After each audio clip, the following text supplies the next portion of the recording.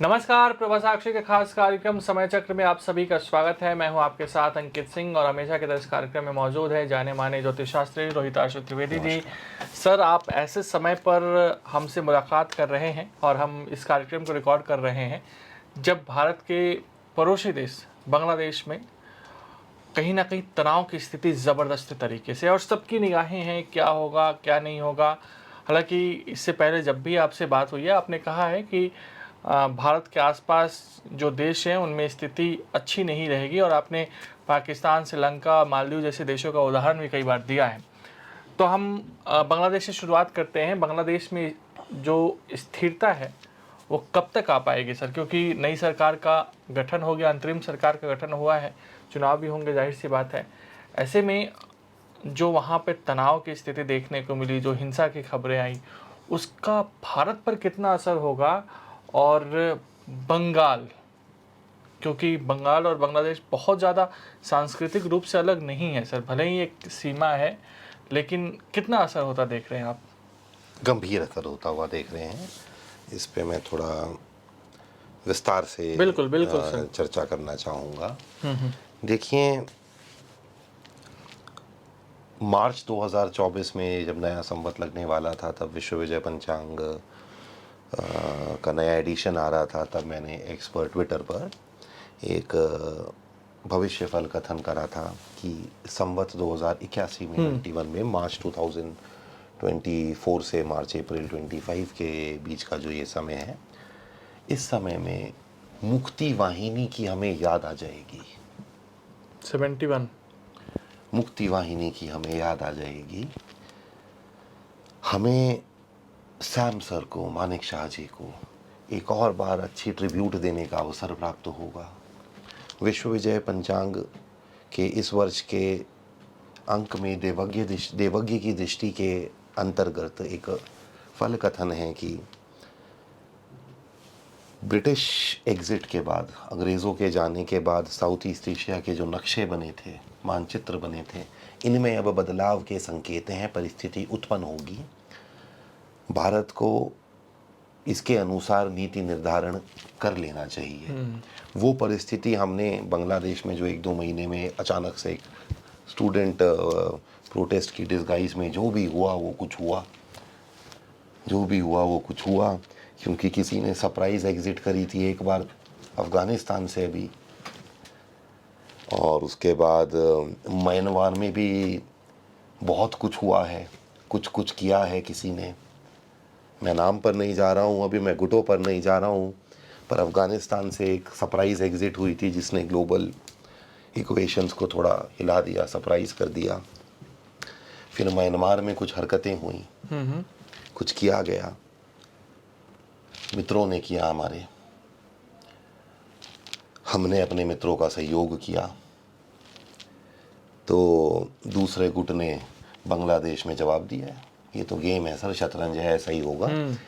पर बांग्लादेश में जो परिस्थिति उत्पन्न हुई है, दुखद परिस्थिति उत्पन्न हुई है, जहाँ पर हमने अल्पसंख्यकों पर बड़ा अत्याचार होते हुए और बड़ी हिंसक गतिविधियों का समाचार आ रहा है, इसने हमें मुक्ति वाहिनी की याद दिला दी। तब भी ऐसा ही हुआ था। पाकिस्तानी फ़ौज और पंजाबी मूल के जो निवासी थे, उन्होंने ईस्ट पाकिस्तान, दीदन बांग्लादेश में एक नरसंहार किया था। उस नरसंहार को रोकने के लिए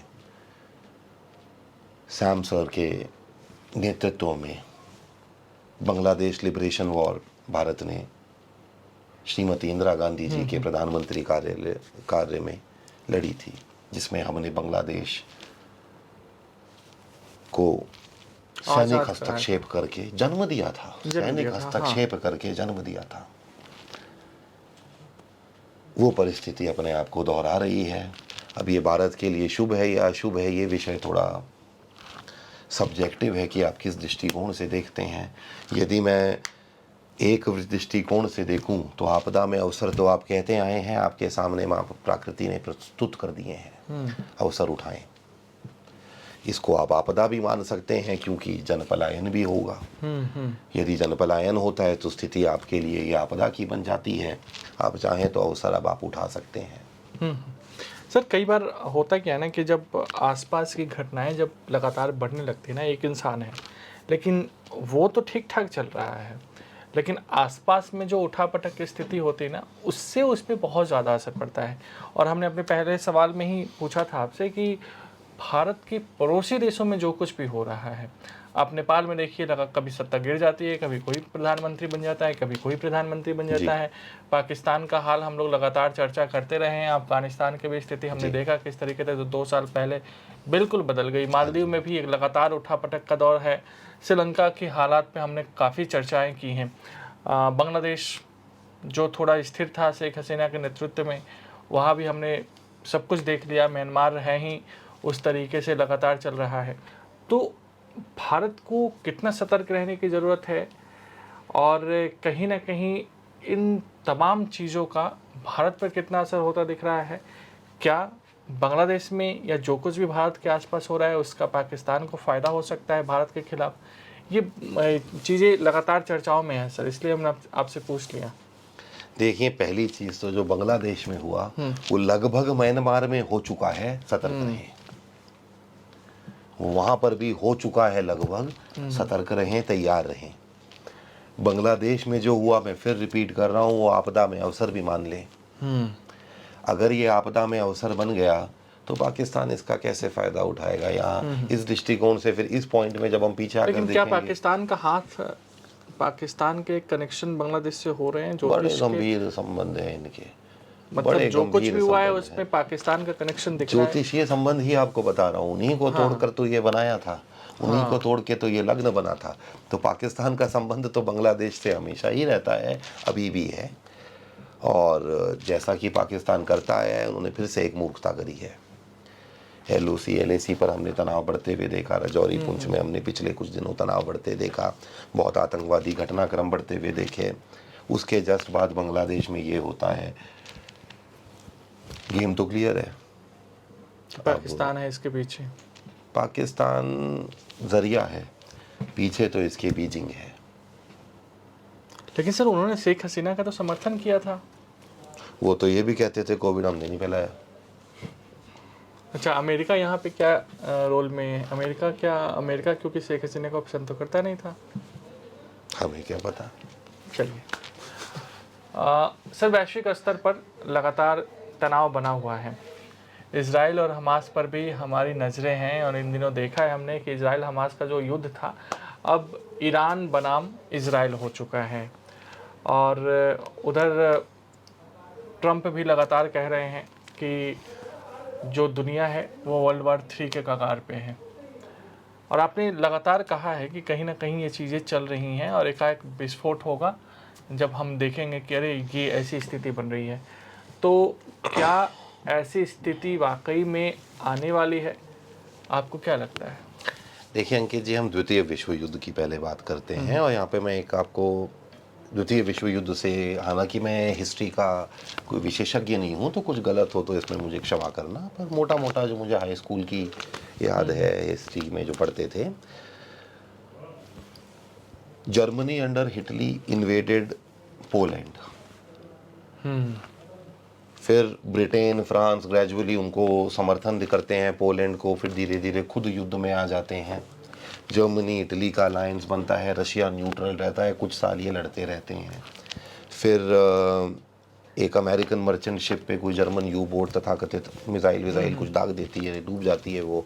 फिर अमेरिका भी युद्ध में आ जाता है, पहले वो हथियार सप्लाई कर रहा था बस, फिर अमेरिका भी युद्ध में उतर जाता है। फिर जापान के साथ भी संघर्ष शुरू हो जाता है, एशिया में भी युद्धाग्नि आ जाती है। फिर पर्ल हार्बर भी होता है। फिर अंततः हिरोशिमा नागासाकी होता है और पूर्ण विराम लगा दिया जाता है। इससे पहले नॉर्मेंडी भी होता है, रशिया US अलायंस को ज्वाइन करता है after being neutral for a while and being an undercover supplier supporter of Nazis. Suddenly eastern front खोलता है स्टालिनग्राड में, और अंततः हिरोशिमा नागासाकी पे अमेरिका बम गिराकर विश्व युद्ध पर पूर्ण विराम लगा देता है। इसमें कुछ वर्ष बीत गए थे। ये था द्वितीय विश्व युद्ध। अब पहली चीज तो तृतीय युद्ध भी ऐसा होगा जैसा द्वितीय था, ये कोई नियम नहीं है। उससे ज़्यादा भी हो सकता है, उससे कम भी हो सकता है। अब जो रशियन मोबिलाइजेशन हुई नवंबर अक्टूबर 2021 में, फिर फरवरी 2022 में जो यूक्रेन ऑपरेशन शुरू हुआ, वो जर्मनी का पोलैंड था। युद्ध तो चल रहा है, हम तृतीय विश्व युद्ध में ही हैं, मेरा ये ओपिनियन है। युद्ध तो शुरू हो गया। फिर उसमें इजराइल के ऊपर जो 7 अक्टूबर को टेररिस्ट अटैक हुआ, उसके बाद इजराइल, ईरान, लेबनान, यमन आप मान लें। हाँ, पूरा मतलब मिडिल ईस्ट और साउथ एशिया तो अनरेस्ट ही दिखाई दे रहा है ना पूरा। ये अब बढ़ता जा रहा है।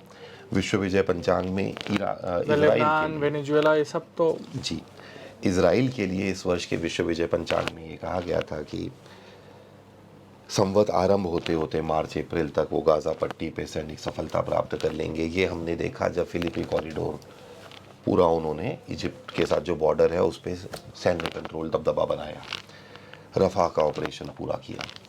इसके बाद श्री विश्व विजय पंचांग में ये भी कहा गया है सितंबर आते आते इजराइल एक नए युद्ध का आगाज करेगा। तो वो कौन सा युद्ध होगा? ईरान के जो ये खमीनी है, क्या नाम है इनका, आजकल खमीनी है, दूसरे तो हेलीकॉप्टर में चले गए थे।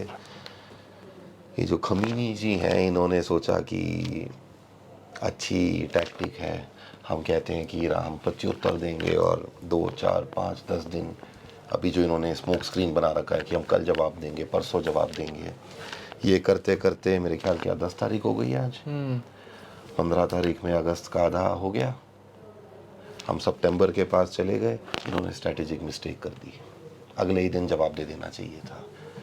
रेड लाइन क्रॉस कर दी है आपने। ईरान के संदर्भ में श्री विश्व विजय पंचांग में इस वर्ष स्पष्ट कहा गया है कि जून जुलाई के समय ईरान की जनता को भी एक ट्रेजेक्टरी करेक्शन, कहाँ से कहाँ ईरान आ गया, एक ट्रेजेक्टरी करेक्शन करने का अवसर प्राप्त होगा। यह अवसर प्राप्त हुआ जब उन्होंने अपने राष्ट्रपति के लिए मतदान किया। अब क्या मतदान किया, क्या मतदान नहीं किया, ये उनका कर्मफल है, वो अब आगे जाने और इसे देखें। ज्योतिषीय अनुमान तो ये है कि सितंबर अक्टूबर उपरांत ईरान अब एक लंबे समय तक चले आने वाले अंधकार युग में प्रवेश कर लेगा। तेहरान यहाँ अब गिर जाएगा। बिल्कुल। ब्रिटेन नई सरकार बनी सर, लेकिन हिंसा देखने को मिली, 8-9 शहरों में लगातार हिंसा देखने को मिली। तो और सिर्फ ये ब्रिटेन की कहानी नहीं है सर, हमने पिछले दिनों फ्रांस में भी देखा सर, पेरिस में किस तरीके से क्या चीज़ें हुई, और कई छोटी छोटी खबरें आती रहती हैं। तो क्या यूरोप में अब वायलेंस या जो अनरेस्ट की स्थिति है वो आम बात हो चुकी है? क्या ये तनाव ऐसे ही जारी रहने वाली है? जिस यूरोप ने पूरी दुनिया को पर राज किया, आज वो इस तरीके से तनाव में क्यों घिरा हुआ है? पहले भी कई बार ऐसा क्रूसेड वॉर्स होती थी, तब हम इनको क्रूसेड कहते थे। खैर छोड़िए, इतिहास में नहीं जाते, वो हमारा विषय नहीं है। पर ये पहली बार नहीं हुआ है, पहले भी हुआ है। देखिए, इस वर्ष के श्री विश्व विजय पंचांग में इंग्लैंड और फ्रांस के संदर्भ में, जहाँ तक मुझे स्मरण आ रहा है, लिखा गया है कि इंग्लैंड और फ्रांस में अप्रवासियों के विरुद्ध स्वर बुलंद होंगे और अप्रवासियों को उनके मूल स्थान पर भेजने के लिए नीतियां बनाई जाएंगी। ब्रिटेन और फ्रांस को देखकर यूरोप के अन्य राष्ट्र भी इस दिशा में काम करेंगे। जो अभी हमें होने को दिख रहा है, ये प्रीलूड है, मास रिवर्स इमिग्रेशन का प्रोसेस शुरू हुआ है अभी तो। बिल्कुल। चीन, भारत, आप लगातार कह रहे हैं कि आक्रमण का दौर आएगा, आक्रमण का दौर आएगा, युद्ध का दौर आएगा। हम इंतज़ार भी कर रहे हैं कि क्या वो स्थिति देखने को मिलेगी या नहीं। लेकिन आईएसआई और चीन एक साथ इंडिया के खिलाफ काम कर रहे हैं, जो पाकिस्तान का आईएसआई है, और चीन क्या एक साथ भारत के खिलाफ काम कर रहे हैं, और क्या वो अपने इस मिशन में कामयाब होंगे या झटका लगेगा उनको भी? देखिए अंकित जी, कुछ वर्षों पहले गलवान हुआ था, फिर स्टैंड ऑफ हमारा बना रहा काफ़ी टाइम तक चीन के साथ। इसके बाद जो कश्मीर में जो आतंकवादी घटनाएं होती हैं पाकिस्तान से, जो वो कहते हैं ना, पाकिस्तान पोषित आतंकवादी। पाकिस्तान तो खुद ही कुपोषण का शिकार है। वो किसी को पोषण कैसे करते हैं? पैसा तो चीन से आता है, इधर उधर से ऐसे ऐसे से घूम कर।